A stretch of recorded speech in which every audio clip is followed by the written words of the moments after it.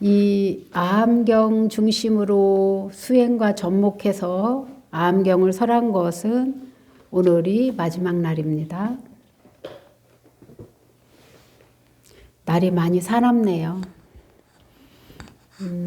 날이 많이 사나울 땐 여러분들은 어떻게 대처하나요? 어? 날이 사나울 때와 마음이 사나울 때. 수그립니다. 수그려요? 네. 수그려요?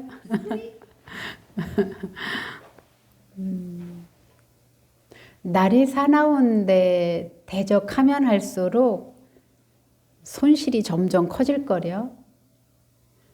사람 관계도 똑같아요. 사람이 막 상대가 사납게 덤빌 때는요, 가능하면은 상대 안 하는 게 수예요. 그래서 이제 부처님께서 열반경에 묵빈대처라고 하는, 묵빈대처가 뭐죠? 상대하지 마. 상대하지 마. 아는 체 하지 마. 예. 날이 사나운데 자꾸 거기에서 일을 해도 이 사나운 바람이나 오늘같이 미세먼지가 많을 때는 일을 하는 것도 좋은데 일을 하기 전에 내가 이거를 다 마셔야 되잖아요. 마음이 사나워도 똑같아요. 내 마음이 사나울 때도 그렇고 상대 마음이 사나울 때도 똑같아. 그런데 이게 그 사람을 잘 봐야 될 것 같아요. 이렇게 어쩌다가 부는 사나운 바람인지 자주 습관적으로 일으키는 사나운 바람인지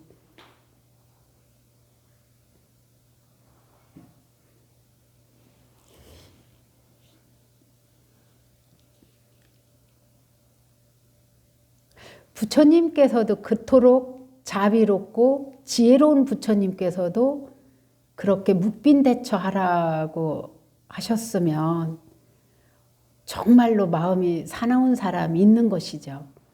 그게 업이 돼서 습관이 돼서 있는 것이죠. 예.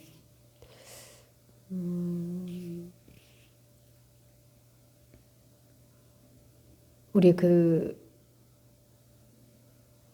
코끼리나 소나 강아지 길들일 때 한번 잘 어디서 보신 적 있나요?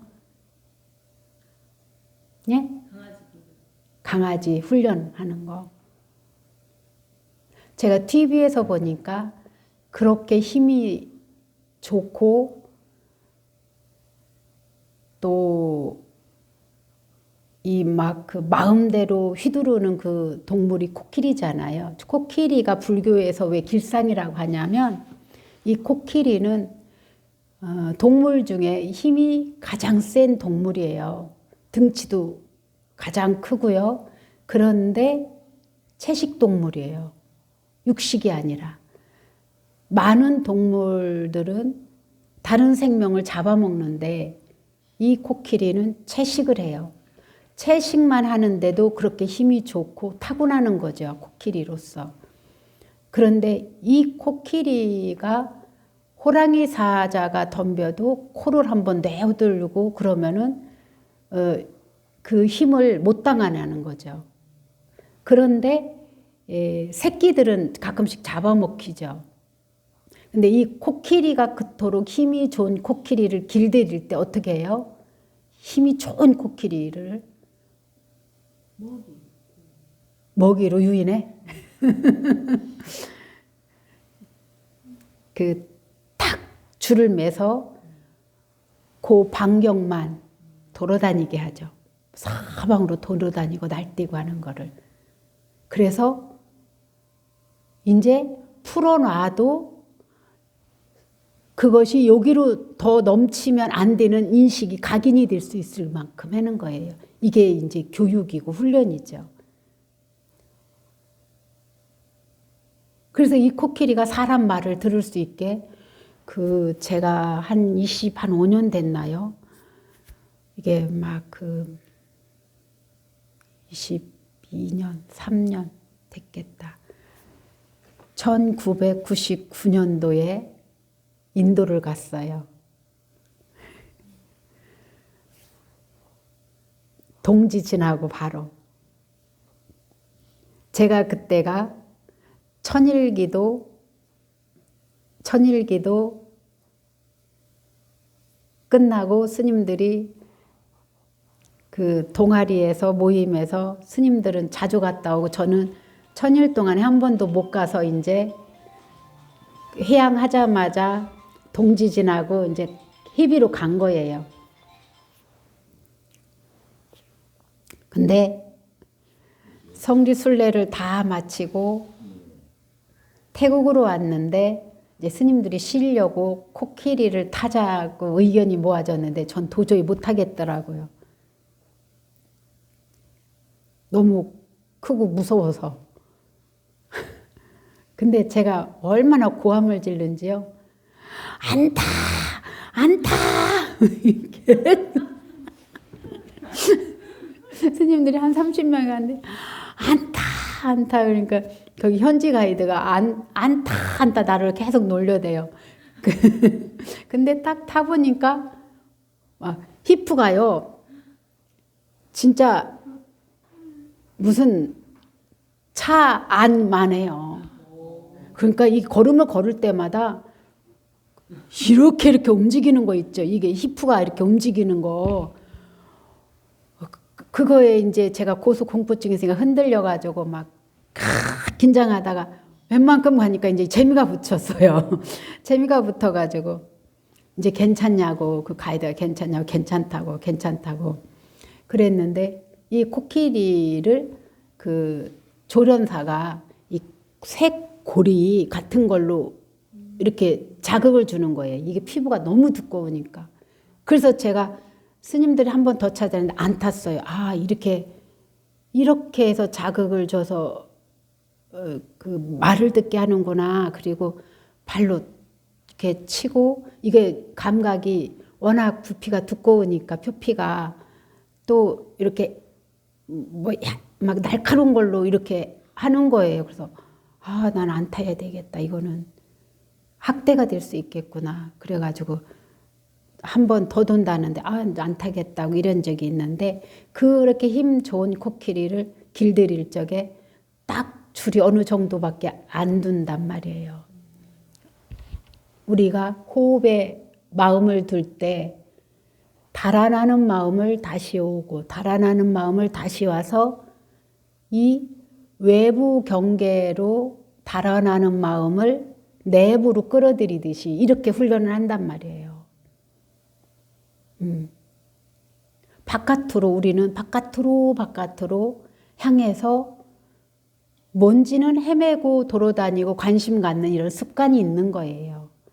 그래서 우리가 이렇게 사나운 날이나 사나운 사람을 만나면 우리는 자기 안으로 돌아오는 게 중요하다. 그리고 오늘 육제의 69쪽 한번 볼까요?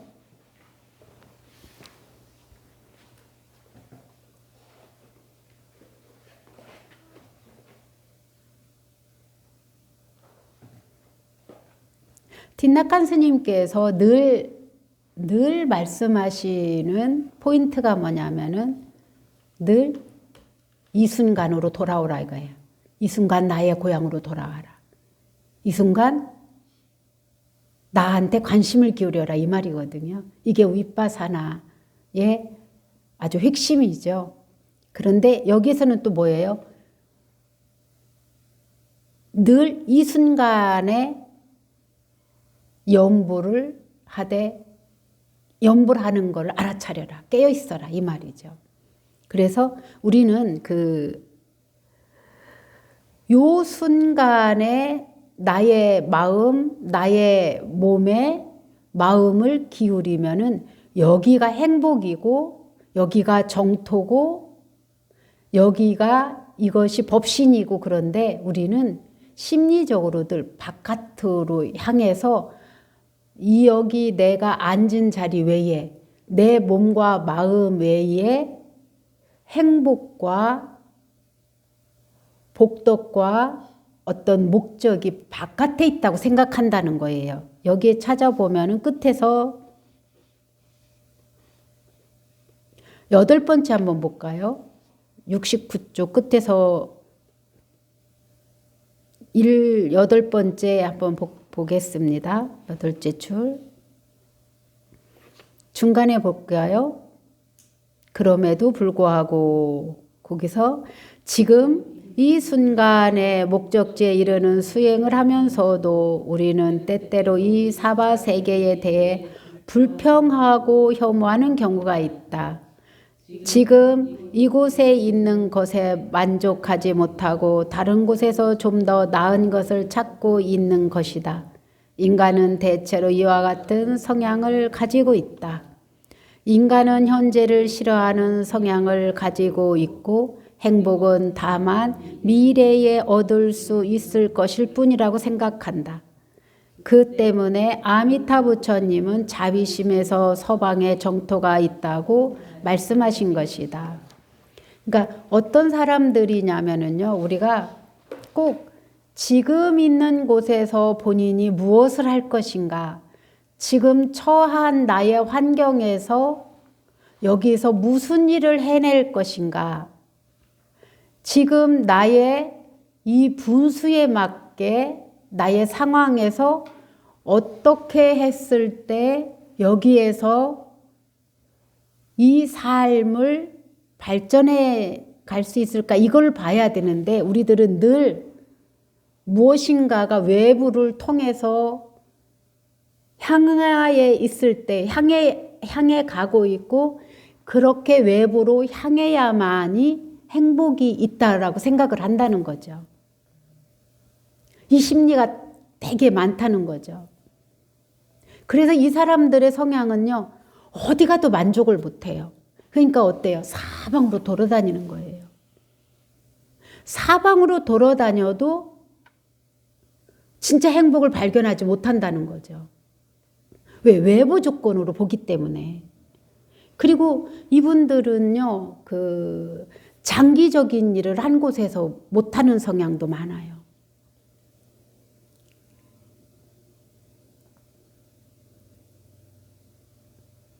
그리고 우리는 이상하게도 내가 잘하는 것에 대해서는 귀하게 여기지 않아요. 남들이 잘하는 것을 귀하게 여기고 내가 못하는 것을 도전하려고 하는 힘이 강해요. 이게 욕구죠. 근데 정말로 지혜로운 사람은 어떤 사람들이냐면은 내가 잘하는 걸 가지고 활용해요, 먼저. 그러면서 내가 잘하는 것을 자꾸 하다 보면은 내가 전혀 가능하지 못하겠구나라고 생각한 부분까지 어느 결에 할 수 있게 돼요. 이 말은 뭐냐면은 내가 잘하는 부분을 능숙하게 해버리면요, 거기에서 자신감이 생기거든요. 자신감이 생기면서 나도 모르게 저거 전혀 감히 전에는 생각 못하던 것에도 탁 자신감이 생기면서 도전하게 되거든요. 자연스럽게 도전하게 되거든요. 내가 억지로 해야 되겠다는 게 아니라 그냥 하게 되거든요. 이때 뭐가 생기냐? 이때 마음이 열리면서 그것을 쉽게 해나갈 수 있는 안목이 생겨요. 근데 우리들은 요상하게 자기가 잘하는 거는 굉장히 하열하게 여기고 남이 잘하는 거는 막 수승하게 여기서 나는 저 사람 쫓아가야지, 저렇게 돼야지, 우리 절에는 이런 것뿐인데 다른 절에는 이런 게 있어, 우리는 요것뿐인데 다른 절에는 뭐가 있어, 막 헤매다가요 결국은 다 놓쳐요. 집토끼, 산토끼 다 놓쳐버리죠. 그래서 늘 틴나칸 스님께서는 지금 이 순간 즐겨라, 이 말이 뭘까요? 지금 이 순간 즐겨라. 미래에 있을 거라는 행복에 대한 거를 지금 이 순간에서 네, 미래에 지금 행복 못 느끼면 미래에도 행복은 없는 거예요. 그리고 지금 처한 이 순간에 내 마음을 기울여서 정성을 기울이지 않으면 다음에 미래에 나의 삶에 정성을 기울인다고 하는 보장이 없는 거예요. 이게 습관이에요. 이게 늘 현재로 돌아오는 것. 이게 이제 수행이에요. 근데 그 말이 맞는 게요. 내가 미래로 가 있으면은 막 계산만 해요. 내가 미래에 살고 있지 않기 때문에. 내 몸은 현재에 있단 말이죠. 몸이 현재가 있으면은 몸이 현재 하고 있는 일에 마음을 기울여야 여기가 정성이 담아지거든요. 마음은 엉뚱한 데 가 있고 몸이 여기 있으면은요, 이거 쉬운 걸레질도요, 엉뚱한 데 하고 마음 따로, 몸 따로 놀게 돼서 자기도 고마움을 못 느끼고 스스로 자기도 만족하고 옆에서 보는 사람하고의 이게 그 소통이 어렵죠. 우리가 같이 산다는 것은 같이 일하고 같이 밥 먹고 같이 뭔가는 함께 한다는 거잖아요. 이게 공동생활이잖아요. 공동체. 근데 여기에서 어긋나게 되죠. 그래서 그 사람은 어딘가 모르게 계속 외부로부터 뭔가를 찾고 거기 가야만이, 그렇게 해야만이 어떤 틀을 갖고 있다고 하면은 행복은 발견하기 어렵다.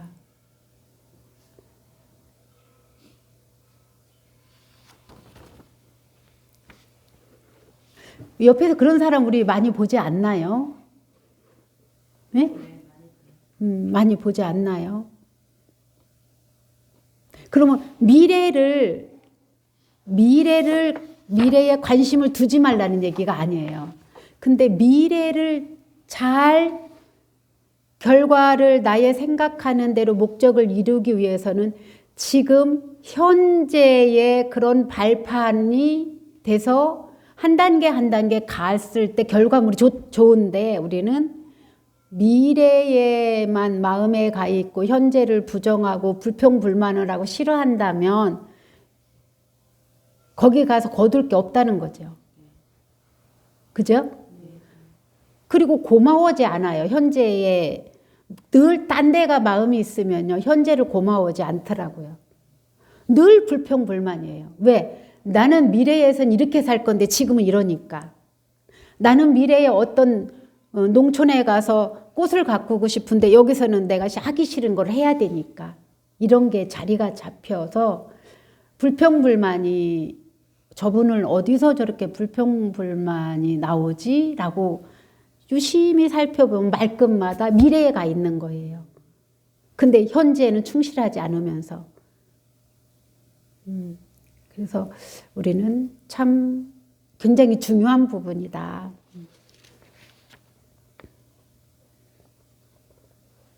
그래서 70쪽에 보면 중간에 턴이 있죠.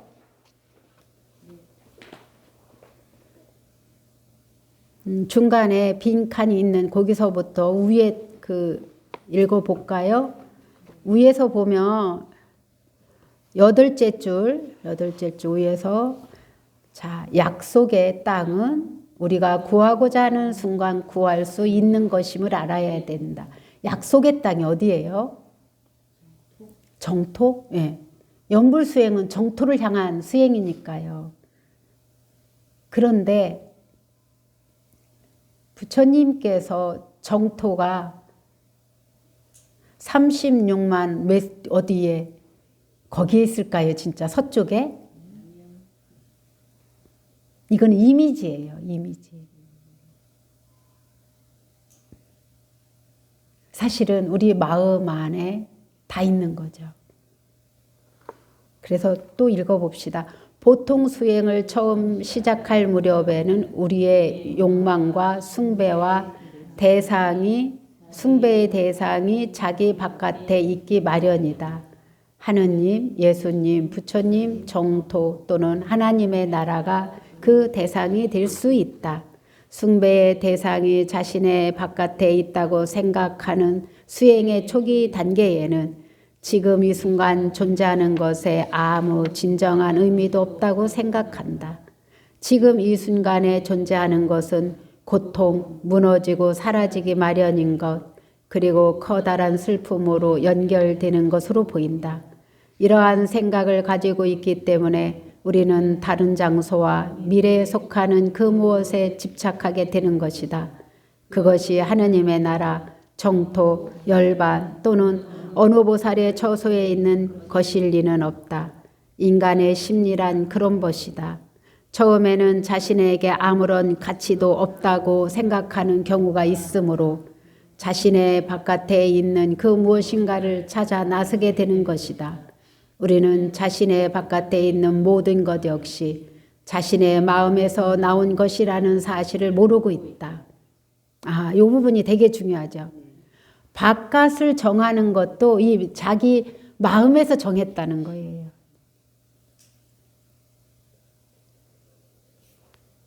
바깥도.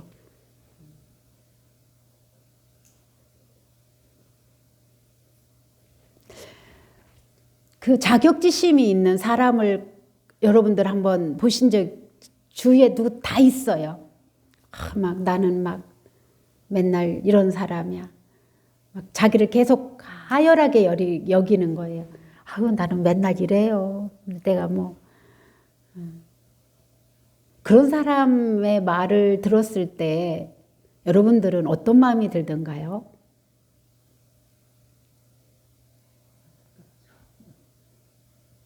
자기를 스스로 생각하지 않는. 본인은 어떤 마음으로 하는지 모르겠는데 우리가 그 말을 들었을 때는 별로 기분 좋은 말이 아닌 거예요. 다가오는 그 느낌이. 왜 그렇게 자기를 미워하지? 싫어하지? 이런 마음이 들 때가 있더라고요, 저는. 근데 누구는 또 너무 저기를 과대평가하는 경우도 있죠. 그런 경우는 여러분들은 어떠시던가요?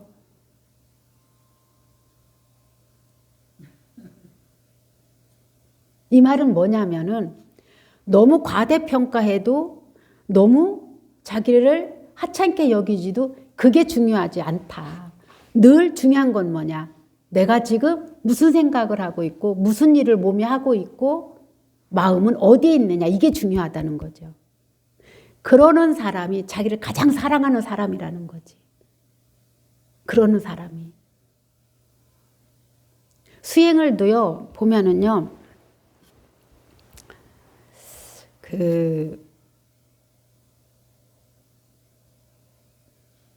무엇인가가 신비로움을 찾아가는 사람은요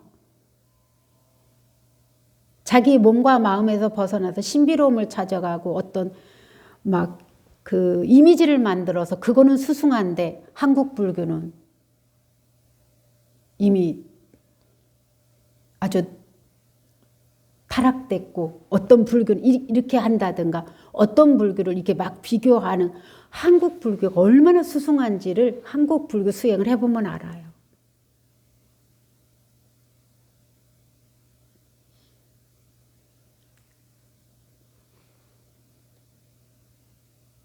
그리고 수행에는 높고 낮음이 없어요. 인연이에요. 자기 인연. 그래서 어떤 수행이든지 간에 그 사람한테 맞으면 그 사람한테는 최고의 수승한 법인 거예요. 그런데 자기가 수행하는 법은 최고인데 남이 수행하는 것을 하찮게 여기지는 말라는 거죠.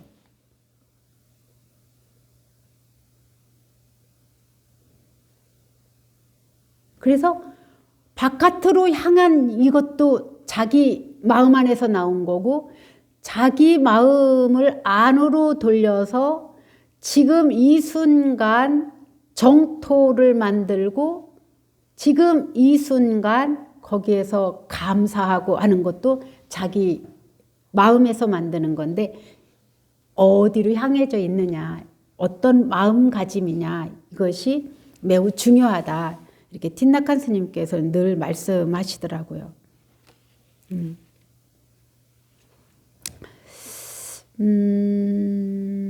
이게 그 71쪽에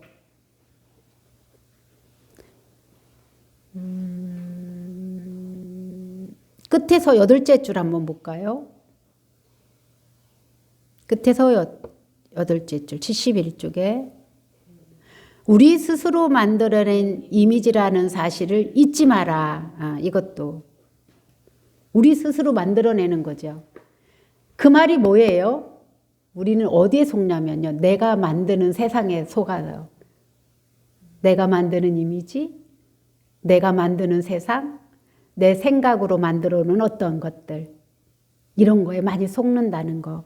그래서 누가 나를 속이는 것보다 내가 스스로 나한테 속는 것이 훨씬 더 많다.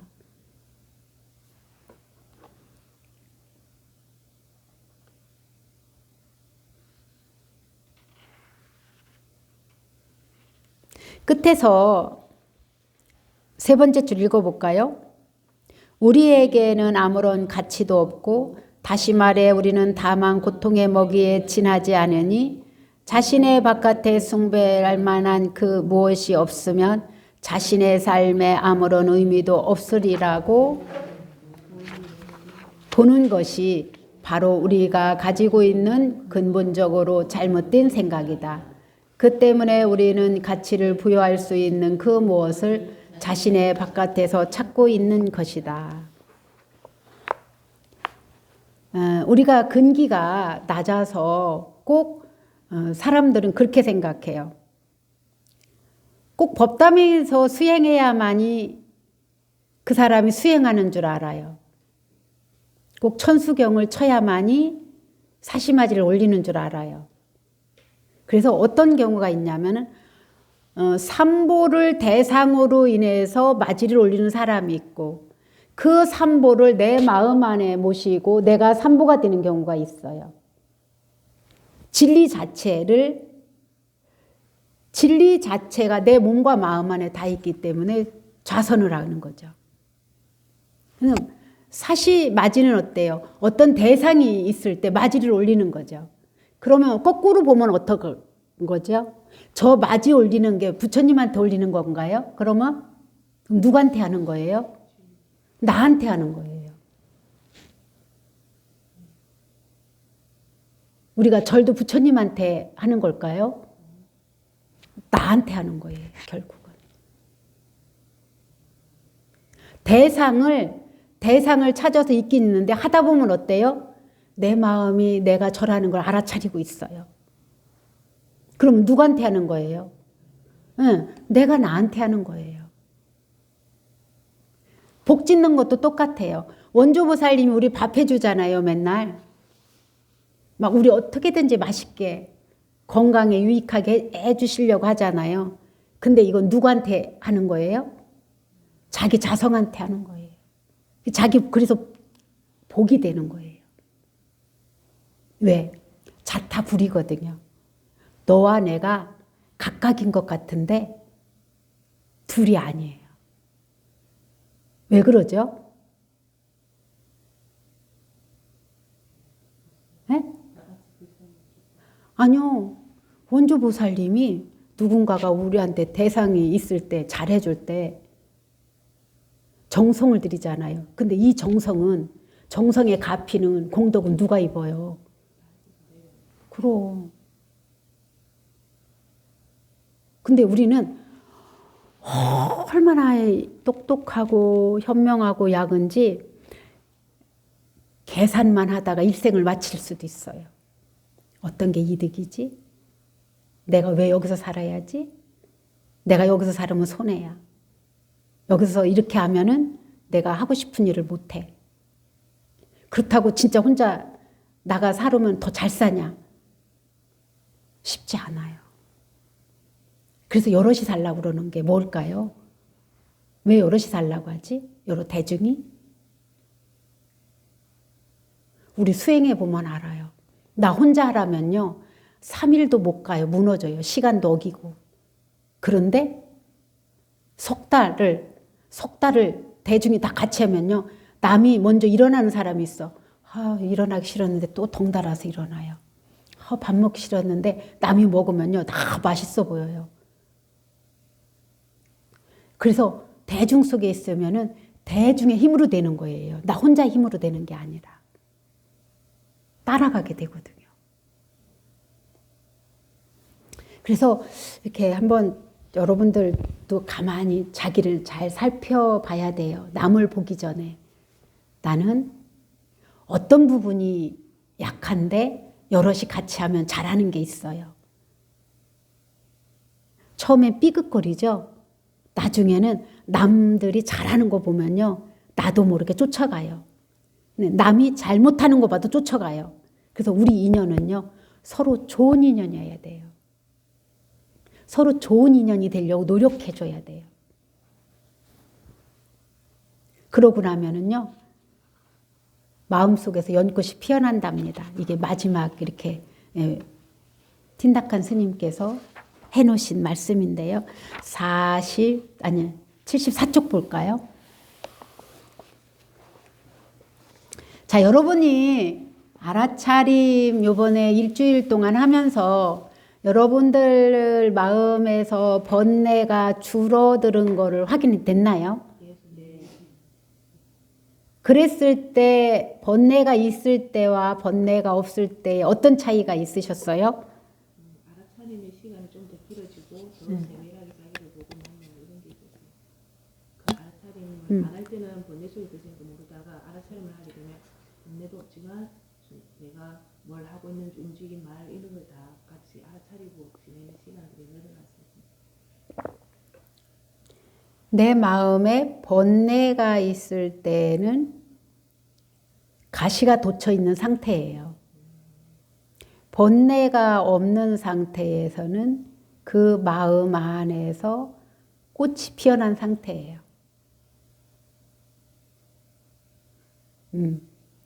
틴나칸 스님이 이렇게 표현해서 이건 과학이라는 거예요. 이거는 미신이 아니고 과학이라는 거예요. 염불해서 내 염불하는 마음으로 염불하는 마음과 염불 소리가 하나가 딱 되면요. 그때 연꽃이 피어난다 그렇게 표현이 하셨어요. 근데 이거는 과학이라는 거죠. 이거 믿으셔요? 이 말? 그러니까 정토가 어디 멀리 있지 않다는 거죠. 다 내 마음 안에 있고. 그러면은 부자가 되는 것도 가난해지는 것도 누구한테 달려 있어요? 행복하고 불행한 것도 감사하고 불평불만하는 것도 다 저는 가끔씩 요즘 그 우리 속가에서 그런 말을 참 많이 하셨어요. 누구든지 자기 사랑은 자기가 갖고 있다. 이런 사람이 돼야 된다. 저도 전에는 몰랐는데 이제 나이가 1살, 2살 먹으면서 사람들과 이렇게 만나면서 내가 지금 미움받으면은 내가 미움받을 원인을 했구나. 그죠? 내가 지금 누구한테 인정받고 있으면은 내가 더 이것을 잘해 나가야 되겠구나. 이런 마음이 전 들더라고요. 그쪽에서 서운하면은 내가 뭐가 잘못됐지? 자꾸 돌아보게 되고. 저쪽에서 막 불평불만을 하면 내가 뭐가 실수를 했나? 뭘 저쪽에서 원하고 있지 나한테? 이런 거를 보게 자꾸 알려고 하는 이 마음이. 그래서 정말로 내가 사랑받고 안 받고는 나한테 달려있다고 하는 이것은 수행이구나. 그리고 이게 불법이구나. 그런데 우리나라에는 많은 그 삶 속에 불교가 뿌리하고 있는데 이게 불교인지 유교인지 잘 모르잖아요. 근데 불교가 따로 있는 게 아니거든요. 우리가 인간으로서 살아갈 때 서로 유익하게 선업을 닦으면은 이게 불교거든요. 달리 불교가 아니라. 그래서 오늘은 틴나칸 스님께서 결국은 정토는 내 마음 안에 있으니 나에게 달려있다. 전 이것으로 규교를 짓습니다. 이것으로서 딘낙한 스님께서 아미타경을 수행과 접목해서 법문하신 그 내용은 여기서 마칩니다. 사실은. 그래서 선종과 정토종은 하나다. 연불수행과 윗바사나와 또 화도, 공안선이 둘이 아니다. 이렇게 표현하신 겁니다. 여기까지 질문 있으면 하십시오.